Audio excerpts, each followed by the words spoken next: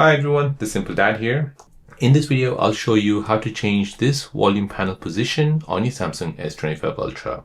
So by default, your volume panel will appear just next to your volume control. However, you can go ahead and position it anywhere from the top to bottom or on the left hand side as well. So let me show you how to do this. So if you already looked at the last feature, which is your customized volume panel, you must have already installed the app called Good Lock from the Galaxy Store. In the Good Lock app, you're looking for the Sound Assistant plugin. Now here, you want to go ahead and tap on the Customize Volume Panel again. Then tap on Customize or tap on Custom. Make sure it's on Standard panel.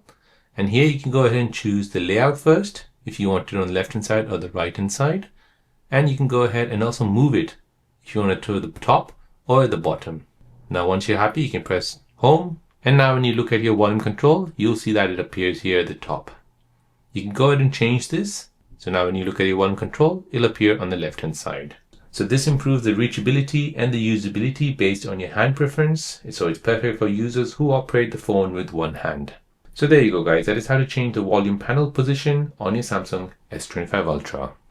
If you're new on the channel and you want to find out more about your iPhone, your Android phone, or any other social media apps, then don't forget to subscribe to this channel to become a part of the Simple Dad community.